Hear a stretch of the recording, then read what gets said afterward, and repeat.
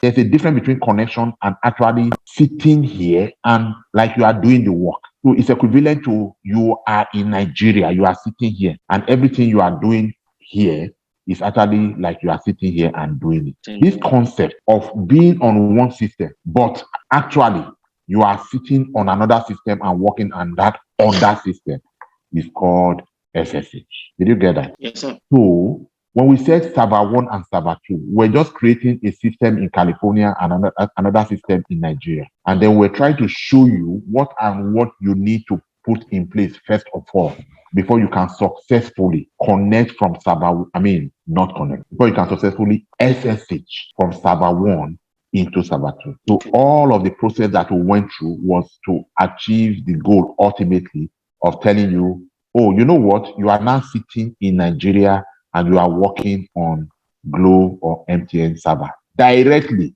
It's so powerful. It's different from you are sitting here and you are from here sending files there. No. That's not what we're saying. That would be S copy or any other thing. But this one, you're actually sitting here and whatever you are downloading from the internet, whatever you are installing directly on this server so that you can now run the command to automate their billing process for them. Everything is on this server. It's not like you work on this server first of all. You now copy everything you did on this server to that server. It's a big difference. So this whole idea is called SSH, secure share. So how do we now achieve that? Those are the processes that we went through. And I know it was a bit lengthy, but you can manage to understand it, then the rest will be easy for you. So do you understand the concept now so that we'll go back to this session? Yes, sir. All right. So this is the concept. Now let's go and implement this concept. So we go back here. So we have two servers, server 1 and server 2, right? From server 1, want to SSH into, we're coming back to troubleshooting, but from server 1, want to SSH into server 2. And normally, once that route SSH route is clear, and you are able to SSH from server 1 to server 2, you should also be able to SSH into server 2, from server 2 into server 1. So they are equivalent. Now, what do we do? The thing you want to do is this. That's the note I have here, right? What we want to do is, first of all, establish pinging, establish the fact that before I even start any of this, is there connectivity? Is there a spiritual line or a physical line through which these two servers can see each other?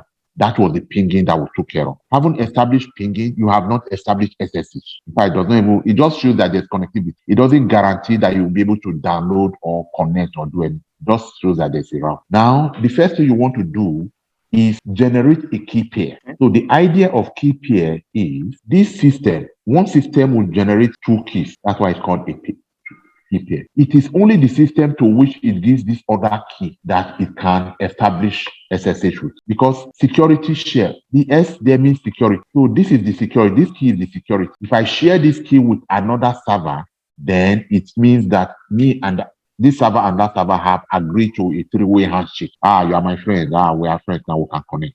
That's the meaning. So, because this key can be shared with another person in the public domain, it is called public key. But this other second one, it cannot be shared. Even if you share it, it's useless. So it remains private to this system. So it is called private key. So a key pair consists of a public key and a private key. So the command to generate a key pair so that this guy will now have a key to send to this guy is SSH keygen. So that was why, let me go back there. So that was why the first command that we entered when we're doing all of this was SSH keygen. So what are we saying with this command? We are saying generate a key pair because I want to use the public key to send to the other server in Nigeria so that it will authenticate, right? And then it tells you, okay, I'm going to generate a key pair for you.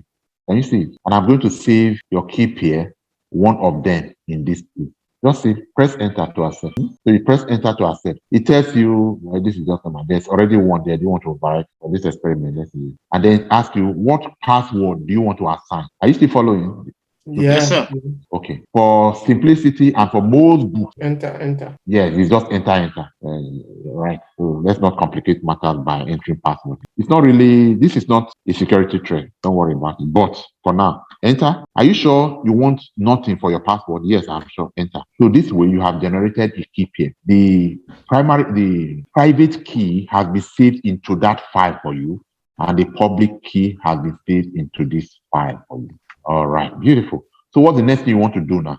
You want to send this public key to the other server, right? That's why you created Keypair, so that you can send the public key to the Nigerian server. Without this public key, if you attempt to SSH into Nigeria server will block you. It does not know you. I mean, the MTN server. The MTN server, like every other public server, is protecting itself from intrusion, from attack. So unless it knows you and recognizes your face through this public key, it will not allow you to SSH. So in order to copy this key from server 1 to server 2, let us go and see the content of this key. Do you remember how to see the content of a file? Cut into it. Okay. But before we cut, we have to be in the right directory where the file. Are we in the right directory? Oh, yeah, we're in the right directory because look at this file. Yeah. Right. So we say cut, then the name on that. All right. So this is the key. We will be careful when we are copying. We copy space or anything that should not be part of it, it will not work. So just make sure you highlight the right place and copy, right? So when you copy it, where are you going to drop it, deliver it? You go to the other server and you go to ls-la, you go to cd.ssh, you go to ls-la, and then you go to this authorized key. Does it not make sense? Authorized key, the key of systems that are authorized to connect with. So how do you edit it? Remember you learned about editing? You VI into that, right? You see, you come here, right? In fact, okay, so what I had anyway, we already did it successfully, but we are just doing this just to come here and then we leave space. Don't delete what was there before because it's useful. In fact, this is the one that cloud created for you. Oh, don't worry about it. So we come back here and we select, right? And then we'll come here and we'll see. Did you get that? So this is the way to give a second server, another server, your public head. Don't forget to say escape, colon. All right. Did you get that? All right. Beautiful. So we are done. So the next thing you want to do now is for us to do SSH, the user that wants to SSH from here to here must exist here and here as well, the same user. So if Ayodele wants to SSH from server 1 to server 2, Ayodele must own an account here. I must also own an account in server 2. Otherwise, it will not be allowed. So fortunately for us, we already have EC2. EC2 is here, EC2 is there. But to make the EC2 the same EC2, they are not different EC2. We'll give them the same password. So that way we'll know it's not just the same person, they also have the same matrix number. So to give a password to this EC2 user, we say password. Remember the command? EC2 user. We'll do that here, and we'll also do that here. So we are meeting all the conditions one by one. For SSH, we created a public key, we posted it to the destination server, in this case, we did not create a new user, we just assigned the password. Right? What other condition do you need to meet in order to be able to SSH? The other condition is to go to this file called sshd_config.